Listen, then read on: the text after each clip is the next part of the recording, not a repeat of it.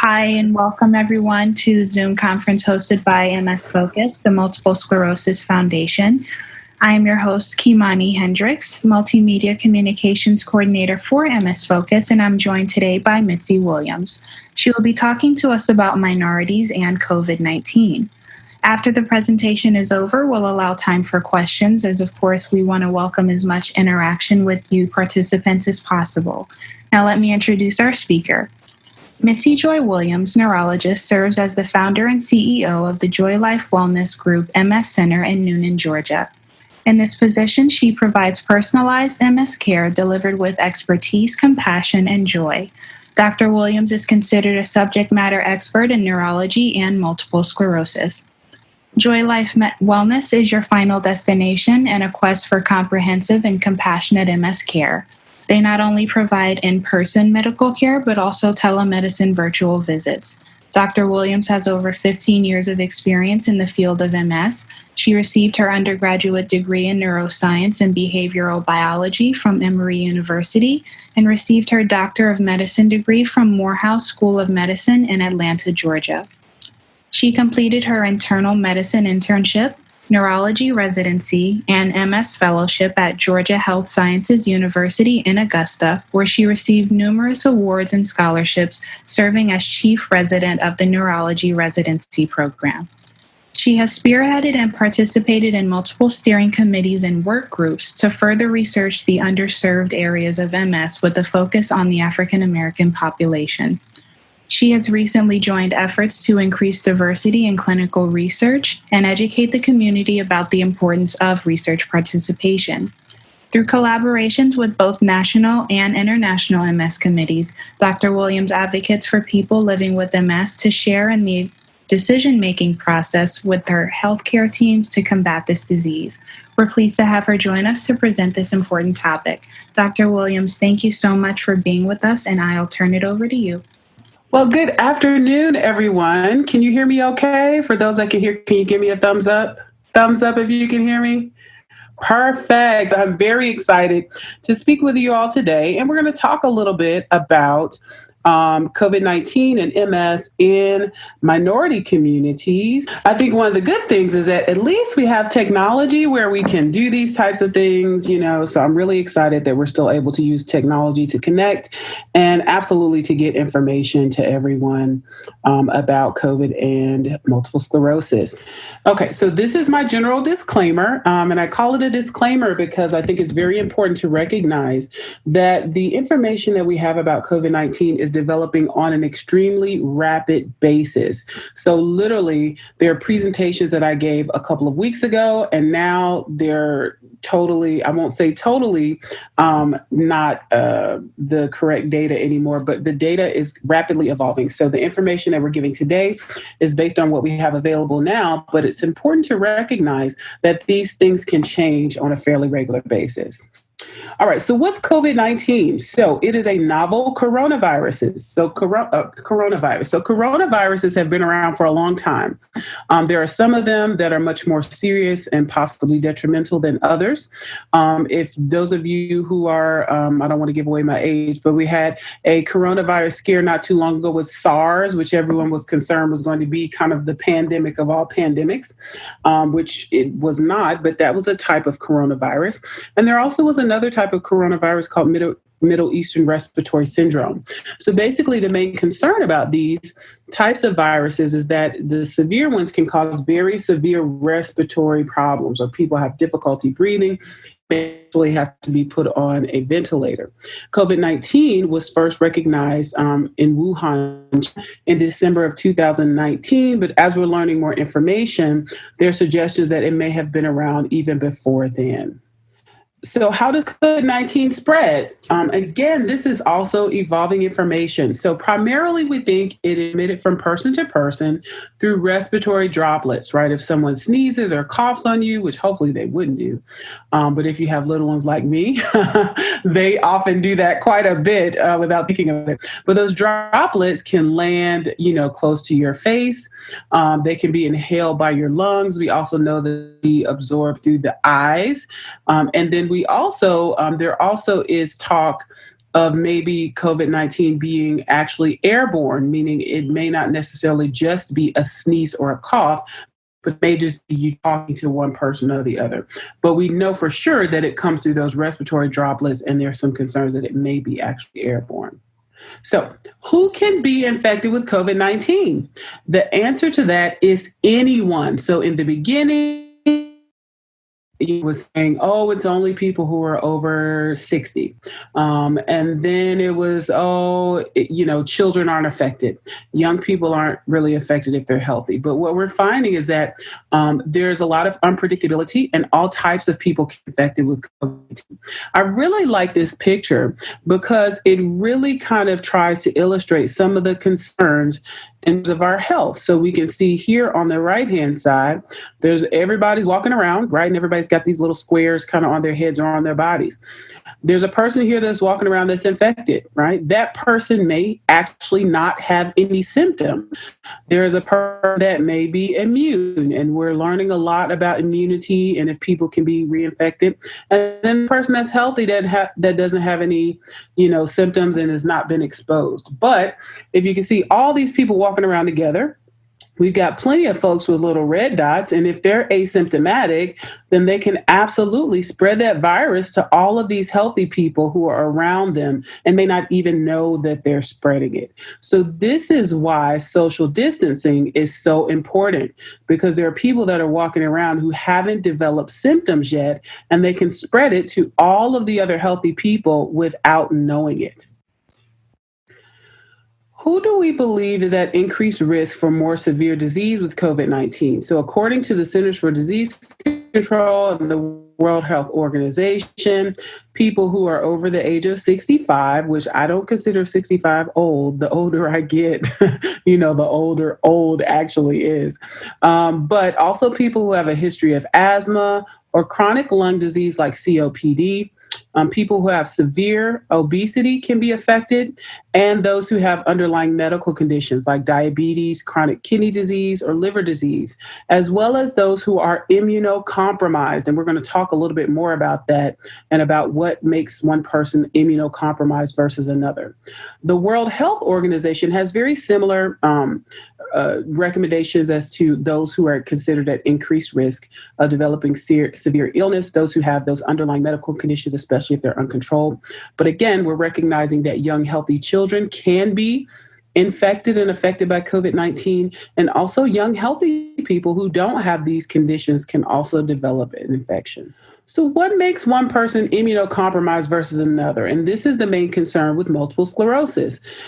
The medications that people take for MS can weaken their immune systems to a certain extent. So if they're considered immunocompromised, or if their immune systems are compromised, does that put you at increased risk for COVID, for developing infection?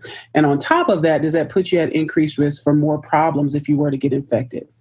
And these are also recommendations or suggestions from the CDC as to what makes one person immunocompromised. So certainly if someone has had very prolonged use of steroids, meaning taking them on a daily basis, or taking them, the way we give them for MS, which is usually for a couple of days and off, taking that on a very frequent basis. Certainly if people are taking cancer treatments, which definitely severely weaken the immune system. If someone is a long-term smoker, that can compromise the immune system, and poorly controlled diabetes, as well as untreated HIV. And those who've recently undergone stem cell transplant would also be considered immunocompromised, because oftentimes stem cell transplant involves chemotherapy or medicines that we use for cancer to try to help the body accept that process. How about current theories about the risk of COVID-19 and MS? And I like this slide. Well, obviously I like it because I made it, right? But I like this slide because it gives us a feel for some of the theories or questions that we have surrounding treatment. So again, we're making the best recommendations. Most of our recommendations are based on expert opinion. We are starting to have some articles and some science to help us understand it, but we don't have as much information as we'd like. What are the current theories about risk of COVID-19 in people with MS? One of the first theories, and the one that most of our treatments or most of our recommendations are based on, is that People with MS who are taking disease-modifying therapies or DMTs could potentially be at increased risk for severe disease because they weaken the immune system, so to speak. Another potential theory is that even though the DMTs weaken the immune system, they certainly don't weaken the immune system to the level as, let's say, some of our cancer therapies or chemotherapies. So maybe they're not as much of a factor in the effects of COVID-19 and MS. And then another theory is that maybe the DMTs may have a protective effect. There are some DMTs that are actually being studied as potential treatments for COVID-19. And so maybe suppressing the immune system and decreasing the inflammation is a good thing, because one of the main issues, the respiratory issues that we see related to COVID-19, is because of an inflammatory response. So maybe using those medications to decrease the inflammation can be helpful. We don't really have any of these theories that are proven, but these are just some of the things that we're thinking about, when we're talking about, what are the best treatments to give people with MS who have COVID-19, and kind of what are the best recommendations. So currently there's no evidence that MS itself increases the risk of developing COVID-19 infection. So we're not talking about disease-modifying therapies. We're just talking about the nature of someone having MS. Because remember, MS is an overactivity of the immune system. I always like to say MS is your immune system doing the most, right? It's doing too much. So there's not a inherent immune deficiency just by nature of someone having MS.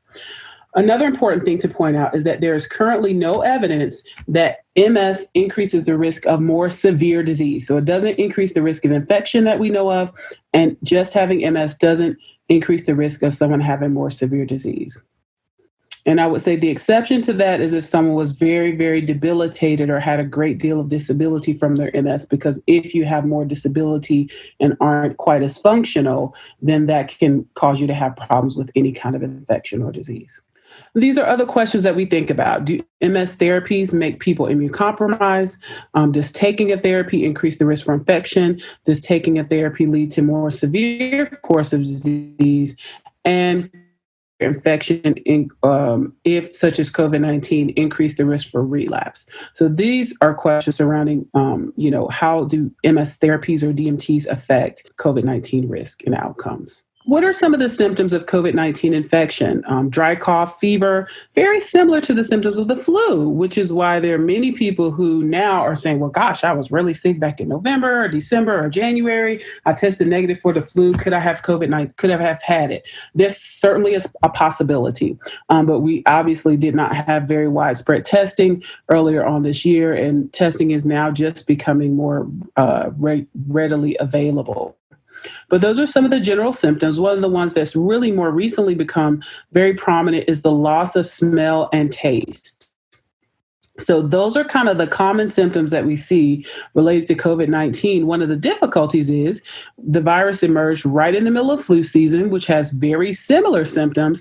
And then now we're just kind of hopefully passing through allergy season, right? So dry cough, difficulty breathing if you have asthma, and, that flares up, runny nose, those type of things. So there are a lot of confounding factors that made it difficult to know if someone had COVID-19, if they just had bad hay fever. I live in Georgia. We've got lots of trees and pollen here, or if they had the flu. And I think the main point is to make sure that if you're having any of those symptoms, to call your doctor and speak to your doctor about it. So let's talk about health disparities. So health disparities are not new.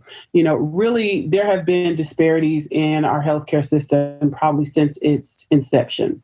But one of the things about COVID-19, especially since it has a very, is very infectious, and there are many people that are dying from it, it's made it even more apparent that there are many differences in outcomes based on, ethnicity and where a person lives. So this is a graph that I took from the New York consortium, the New York's, health department's website.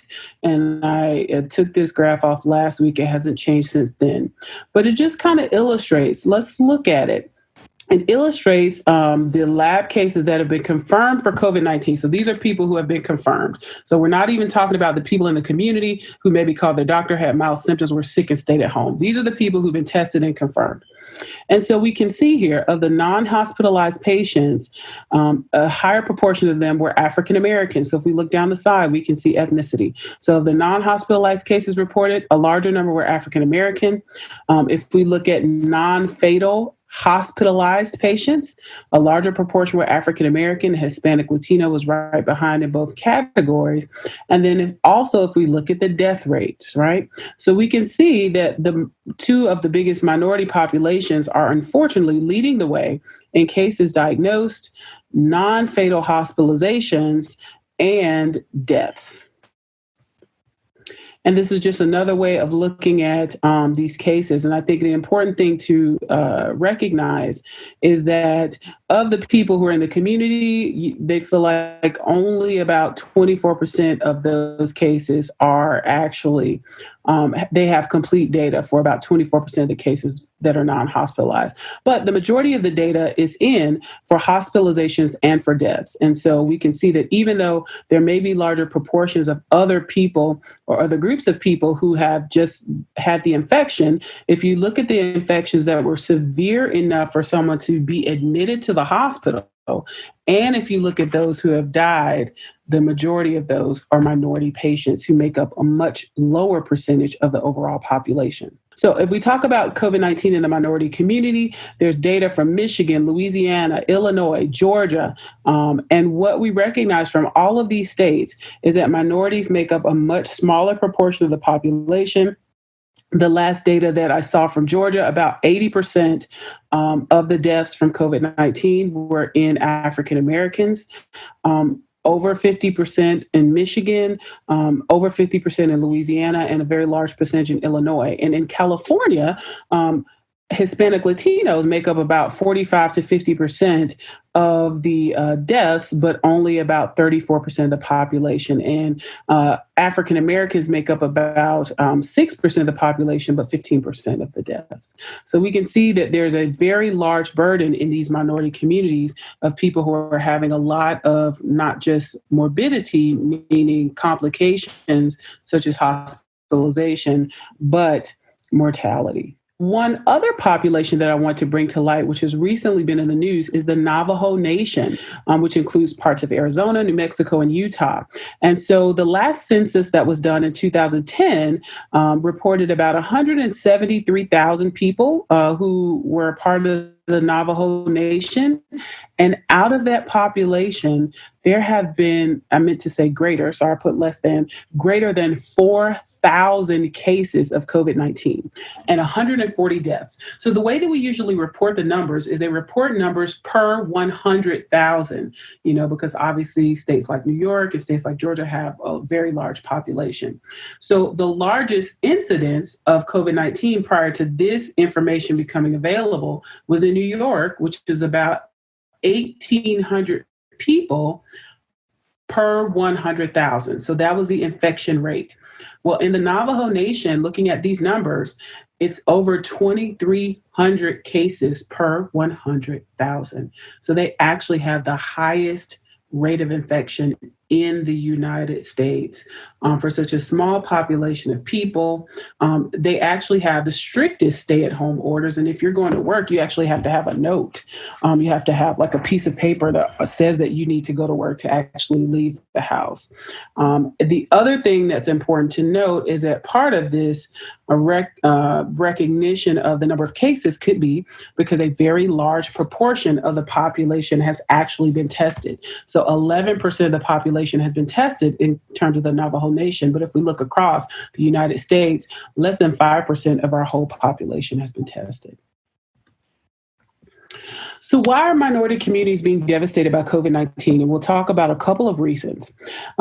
First off, let's start off talking about living conditions. So minorities tend to live in more densely populated areas, right? And that can affect social distancing. So if you live in an area where there are a lot of people, let's say an apartment or a housing community, It's going to be very difficult to social distance when you don't have your own yard, don't have your own space, etc. They're also they also tend to live in areas that we call food deserts, meaning you don't have grocery stores or nutritious food available in your immediate area, which means what? You've got to go farther and be exposed to a whole different community of people in order to get the supplies and the things that you need. Also, if transportation is an issue, you may have to ride public transportation to get to those areas to get the resources that you need, which increases your exposure to other people. There also are further distances from medical facilities in many minority communities. Fortunately, in my community, there's an urgent care on every corner. So if I wasn't feeling well, I could almost walk. Well, not walk, but I could almost walk there and get seen. Whereas if an urgent care, again, is miles away or a medical facility is miles away and there are issues with transportation, you won't be able to access that care as easily. Also, minorities are overrepresented in areas that are very crowded and dense: jails, prisons, detention centers, where literally you can't get out and you have nowhere to go. There is absolutely no way to social distance in those types of instances. And another important thing to note is that minorities tend to live in multi-generational households. So you might live there, your mom might live there, a grandmother might live there. So if a young person who's healthy is one of those people with that red dot, right, that is infected but not symptomatic, they could come home and give that to their whole family. And if there are older people in that home, then when those people get infected, they may have poor outcomes or actually may, die from COVID-19. Nearly a quarter of Hispanic or Black and African American workers are employed in service industry jobs compared to 16% of non-Hispanic whites. So 25% of the population works in service industry jobs, which are essential, right? So now you've got people living in densely populated areas. It's difficult to get out. They work in essential jobs where they have to go out in the community and, again, be exposed to a large variety of people. Hispanic workers account for about 17% of the total employment, but 53% of agricultural workers. So again, out in the community, you have to go around. You may have to ride on a truck with other people to get where you need to go, and exposed to different people all the time. And African Americans make up about 12% of employed workers, but 30% of licensed practical and licensed vocational nurses. Well, again, so not only are you have folks who are essential workers, but if you're working in nursing, if you're working in the medical field, then you're absolutely exposed to more people in those medical settings who may be sick. So again, talking about working conditions, essential workers, you have to leave home more often, higher exposure, and possibly repeated exposure. And then there is less access to paid sick leave. So if you don't have paid sick leave and you are working hourly, none of us want to miss work, but certainly if, you miss work and that means no money because you don't have a salary, then people may be more likely to go to work a little sick. So they may not be feeling their best, but if you've got to work and kind of pay those bills, then you may be more likely to go out sick and expose yourself to other people who could then become sick. And then let's talk about healthcare access and status. So lack of healthcare insurance is a big player in why people may not seek care. Absolutely, there is implicit bias in the case of healthcare providers. Certainly, there are many great healthcare providers who treat everyone as to the best of their ability, but there are some who have some implicit bias. And if resources are limited, those resources may not go to some of the people in the minority populations, unfortunately. And also, there's a higher incidence of pre-existing conditions in minority communities. So again, that uncontrolled diabetes, that heart disease, that chronic lung disease, and those things put you at risk for worse outcomes. This is the list of recommendations from the MS International Federation. And I just want to list this so you could get an idea or a feel for what some of the recommendations are concerning treatments and MS in during the COVID-19 pandemic. So the MSIF recommendations, I kind of split them up, suggested that if someone is on a current treatment, they should not just stop it out of the blue without talking to their doctor about it. In terms of oral therapies and our in IV therapies, people need to consider the risk versus the benefits. When we talk about initiating therapies, their recommendation was to consider starting disease-modifying therapies that do not reduce or deplete immune cells. And then also talk to your doctor about potentially delaying certain medications during the course of the pandemic, and then consider postponing stem cell transplant or extend someone's isolation if they recently underwent stem cell transplant. And we'll delve a little bit more into these. So treatment initiation, a big question is, what do we start during a pandemic, right? If we're scared about this infection, if we're concerned that people may get very sick or, have issues related to this or even hospitalized, what kind of medicines do we start when we're giving medicines that affect the immune system, which you will need the immune system to fight if you were to develop an infection? So the first thing that I think is important to point out is that treatment for people with MS is highly individualized.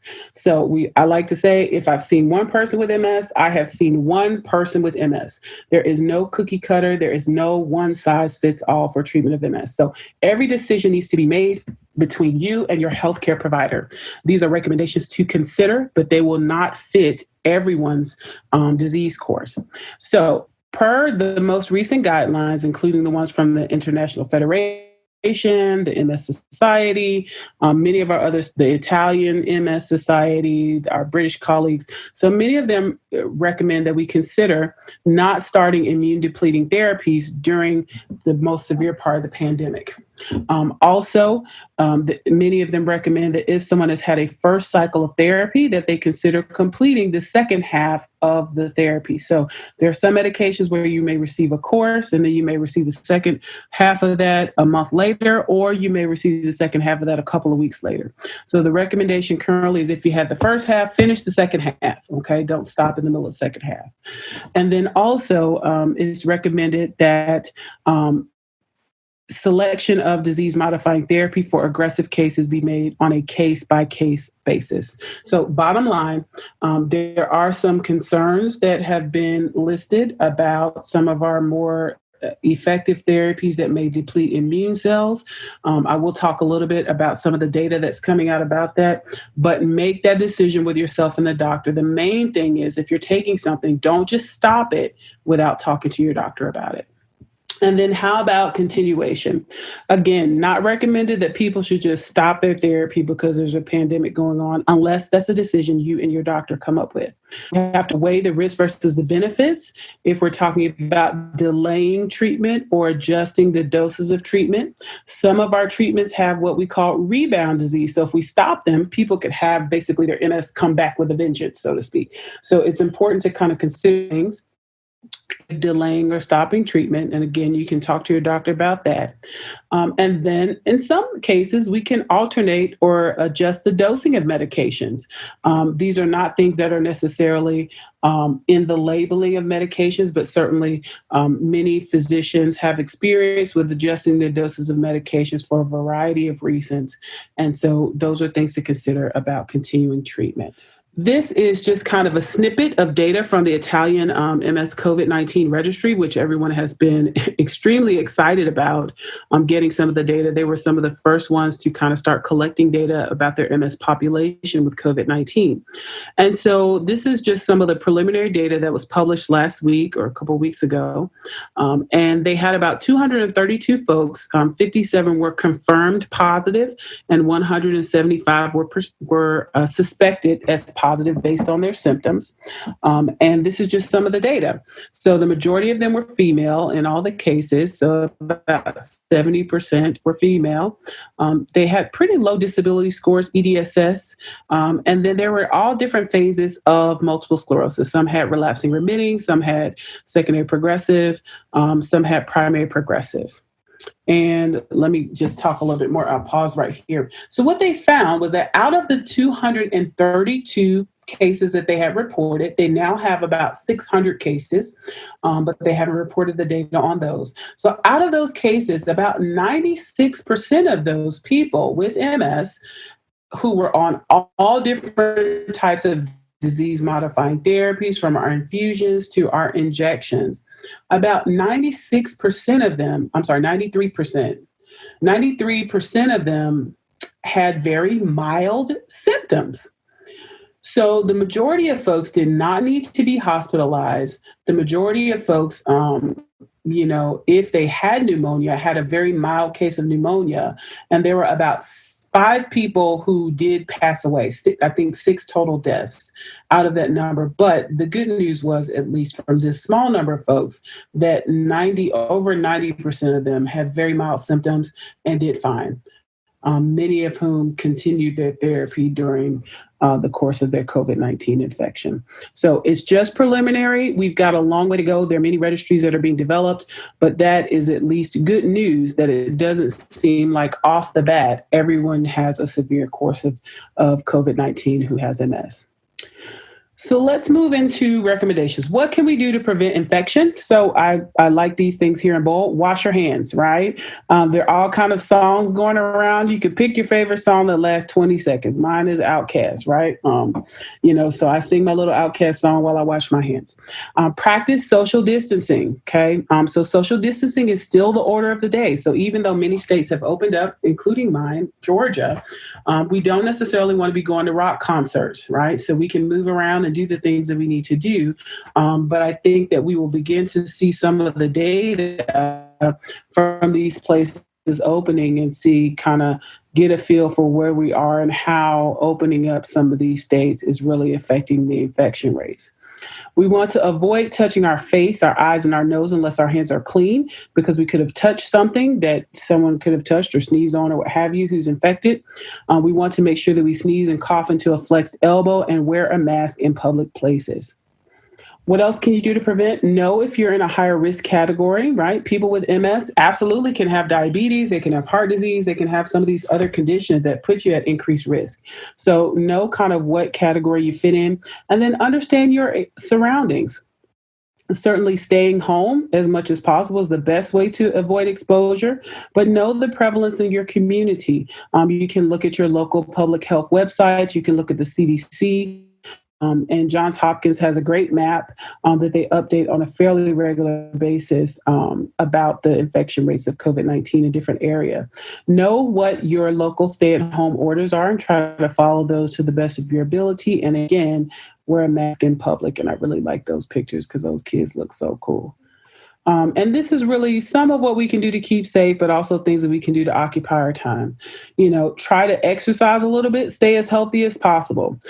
There are all kinds of different apps and programs that are for free on your cable, on your iPads, on YouTube.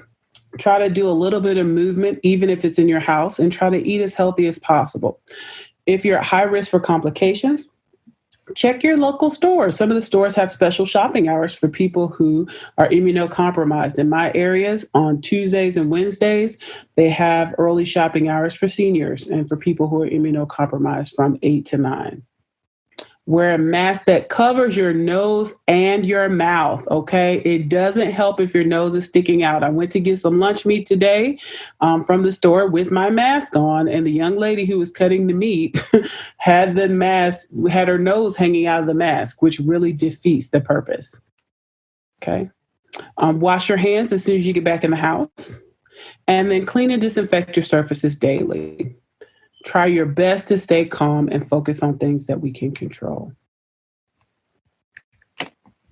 Also, it's important to know about mental health services that are available. There's an increased risk of depression and anxiety associated with associated with MS in general, but certainly in the face of a pandemic with so much uncertainty that can exacerbate it or make those things worse.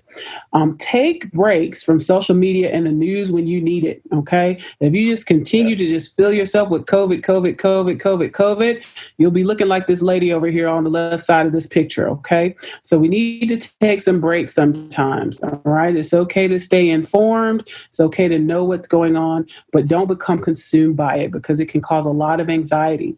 It's also important to identify different support resources in your area. There are mental health providers. You can talk to your physician or your doctors about that.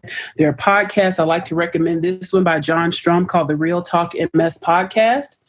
And he talks about a lot of issues, including the anxiety that can be associated around this pandemic.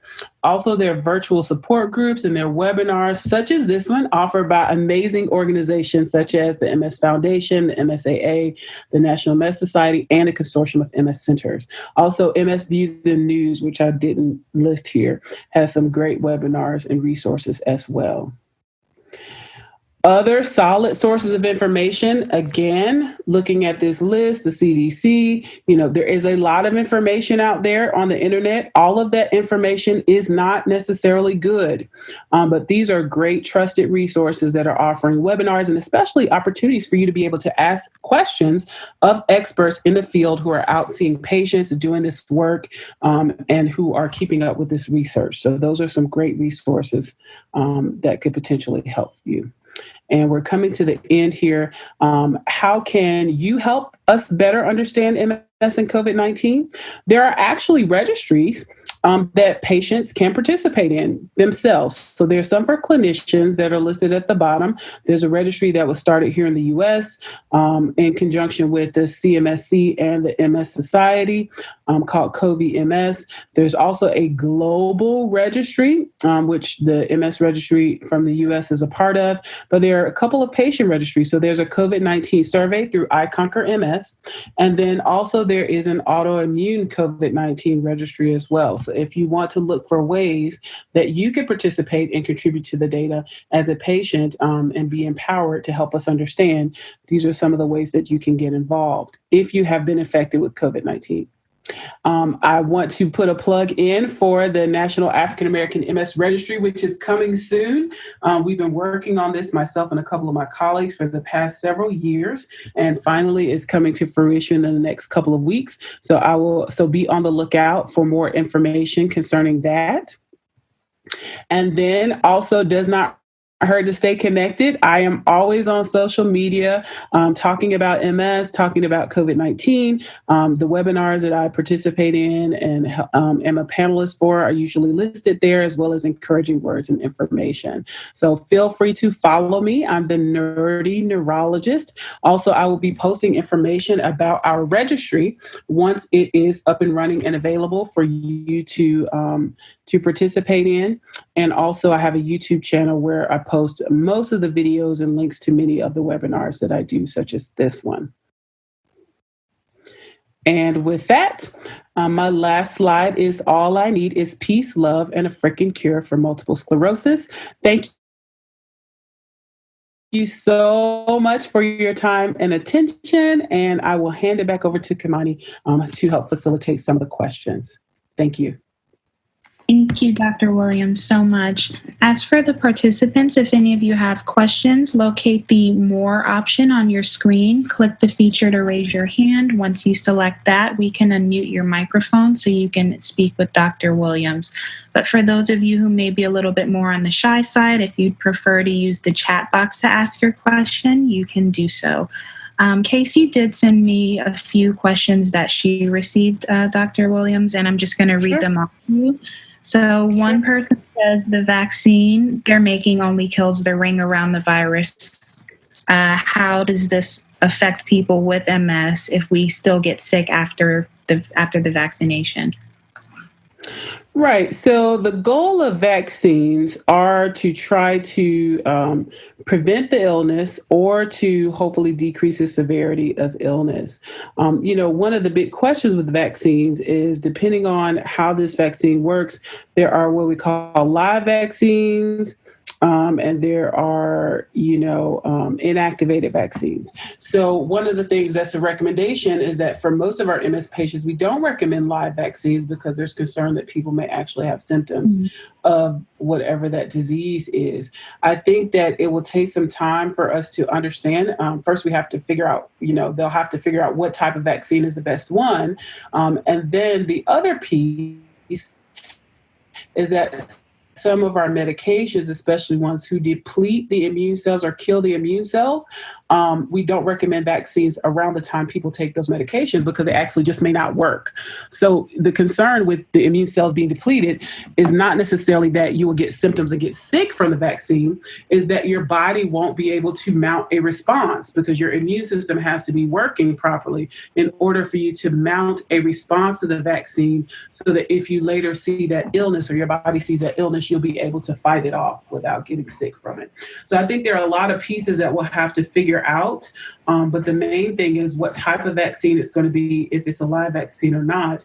And then how do we schedule medications or treatments, or do we need to delay those so that people can receive the vaccine and their body be able to mount a response to it?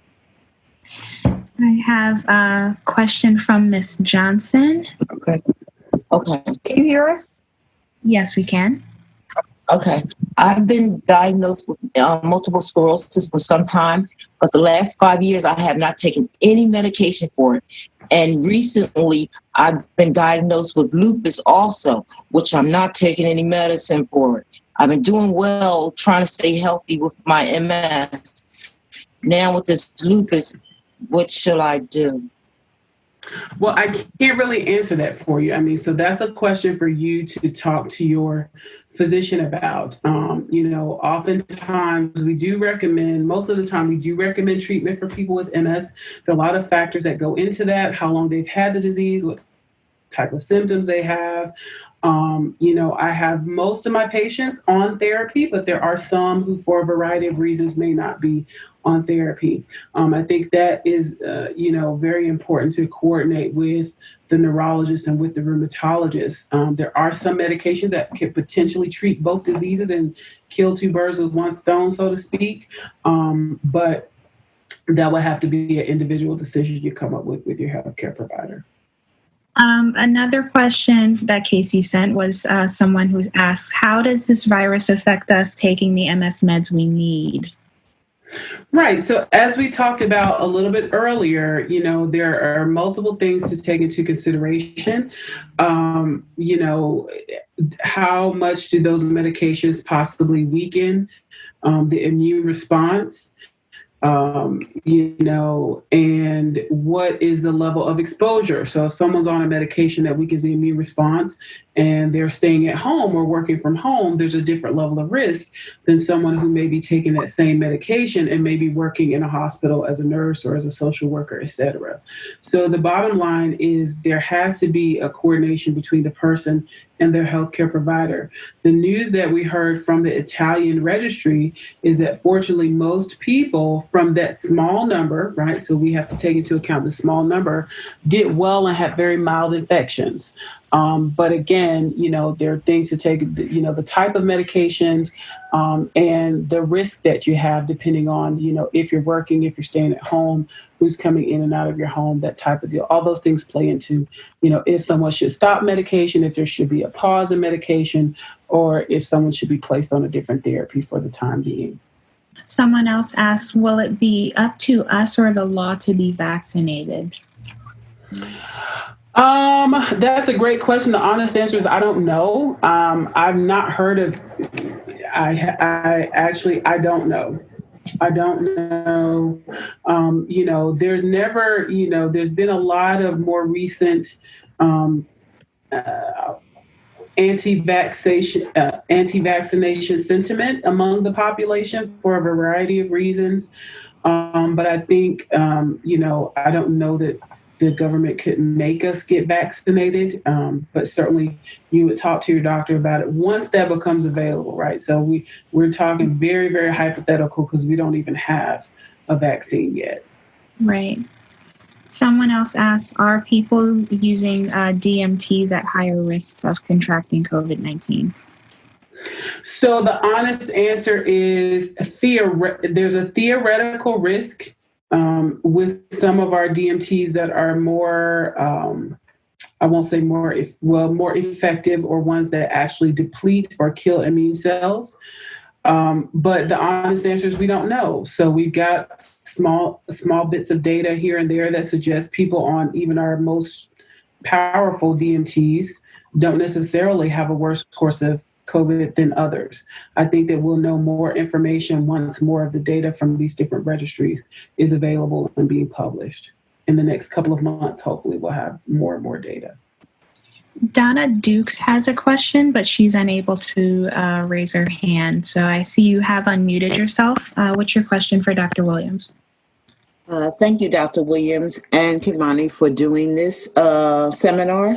I have a question. I've been hearing a lot about African Americans and the deficiency in vitamin D3 and C, which is one of the reasons that we are contracting the COVID more so than other ethnic groups. And then the second question is, I also heard that so many of us are dying from it because in staying home, we're staying in the bed, and that we should be moving around. Is there any evidence to that you know of? Yeah, so I'm not seeing, so vitamin D is a hot topic in MS and now in COVID-19. So I'm not aware of clear data that suggests that vitamin D deficiency is the reason that African Americans are being more affected by COVID-19. Now, if we kind of get really abstract with it, vitamin D does have immune function. Okay. So theoretically, low vitamin D, if it affects the immune function, could potentially put people at increased risk. But honestly, my honest thought is that it's really more of those comorbidities, right? We have more diabetes, we got more high blood pressure, we have more heart disease, we have a lot more illnesses that affect our overall health. And we have a lot of those other issues related to social determinants of health, living in those really close packed areas, living in those multi-generational households, being essential workers. I think that those factors probably are more related to some of the outcomes that we're seeing than vitamin D. It's not that vitamin D doesn't play a part, but I think those things play a bigger role. The other issue with laying in the bed, I don't know that laying in the bed would put someone at increased risk for more outcomes, more poor outcomes, unless it were an issue of someone being really sick and not seeking help. One of the things that I have been hearing, just from stories from friends and family members, is that there have been some people who have gone to be seen and been turned away, right? So they'll go to the hospital, say, I'm sick, they get turned away, and they may go 2 or 3 times, and the last time they go in and they die. Okay. So again, may have something to do with implicit bias, may have something to do with symptoms not being the total typical symptoms.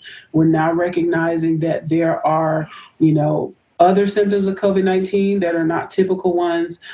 So I think that those things probably play a larger part, and not necessarily movement, right? So we want to be healthy and move around. But I don't know that just kind of laying around just by itself without you being exposed in some other way puts you at increased risk. Hopefully that answers the question.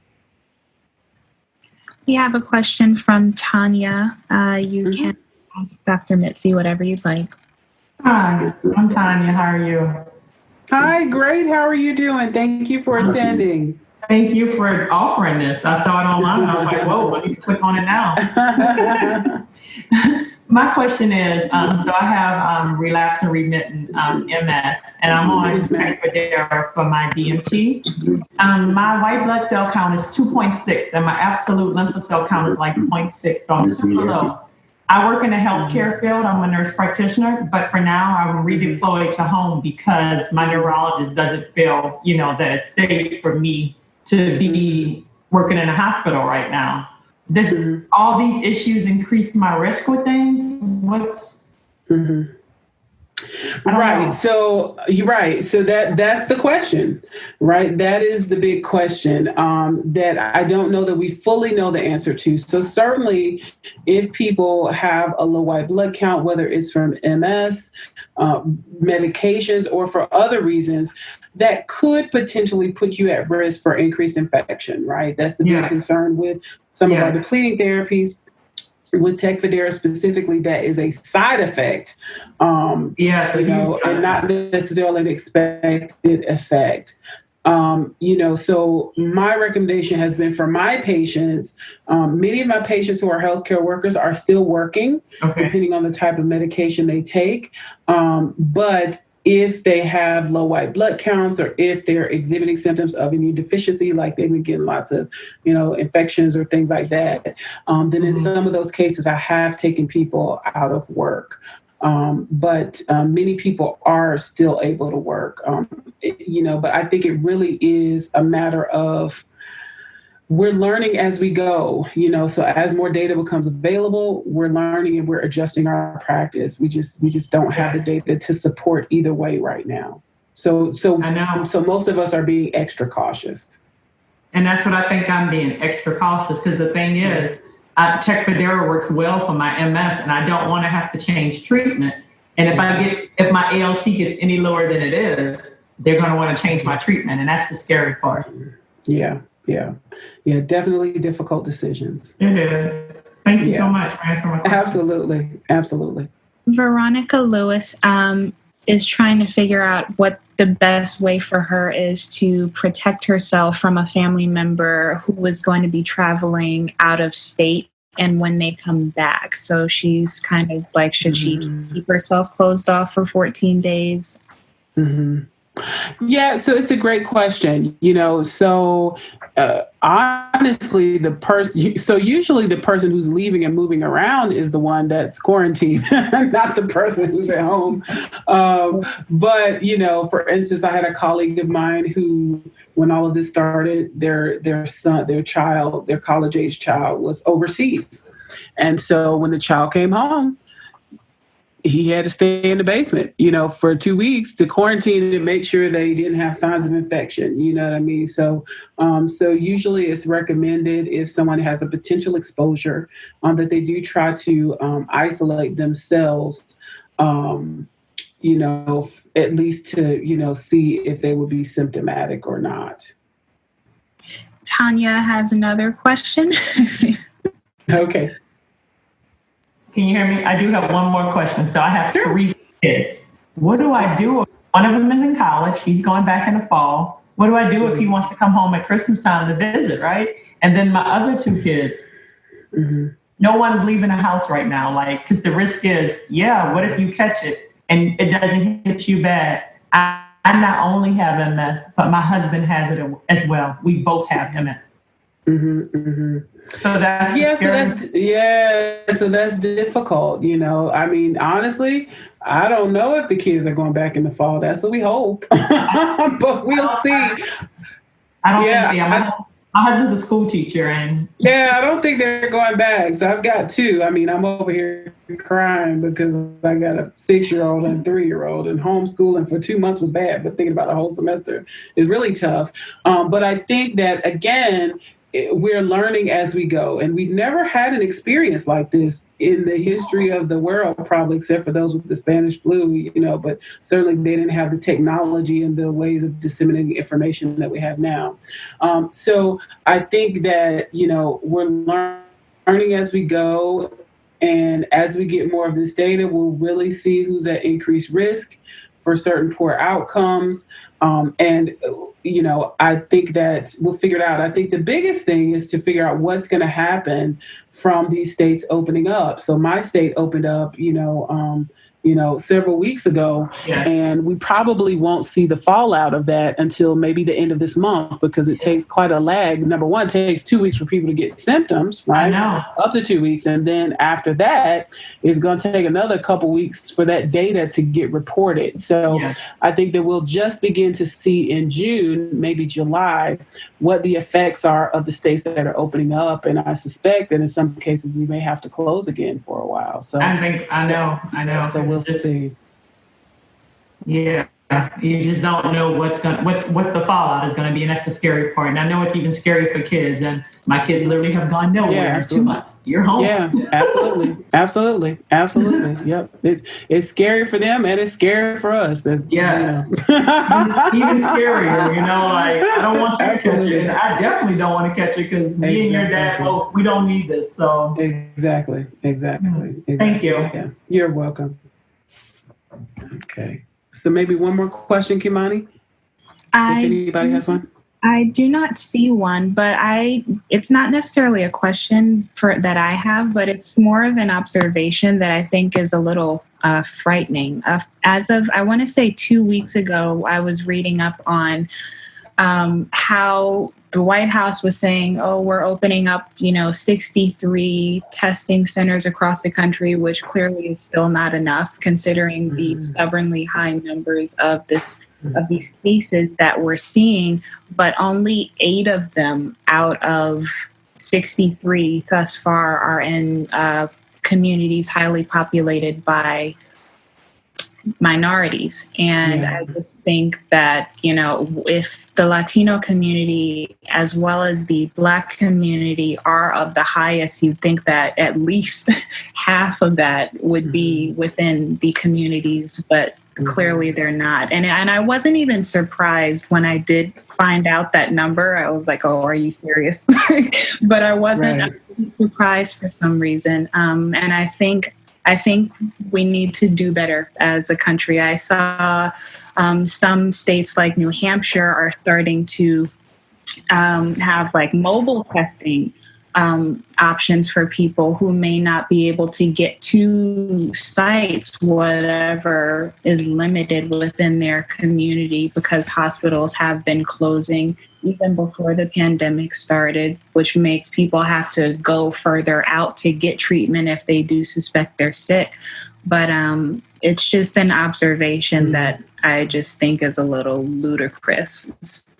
Yeah, so the last thing I'd like to say is, the opportunity here is that we have the potential to have a very large amount of data that very clearly points to the health disparities, right? And this is something that the whole nation can see, that there's a lot of public attention to. And my hope and my prayer is that this opportunity will really allow us to help affect some of the policies that are causing these inequities while it's in the forefront of everyone's mind.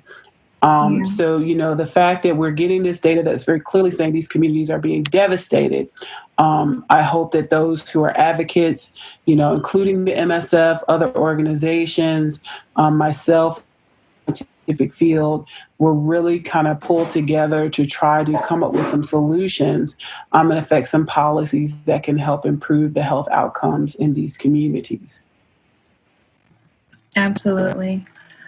Well, that is all the time we have for today, everyone. Our next Zoom conference is tomorrow at 4 p.m. Eastern Time with Dr. Anjali Mayadev, who will discuss relaxation techniques, deep breathing, and guided meditation.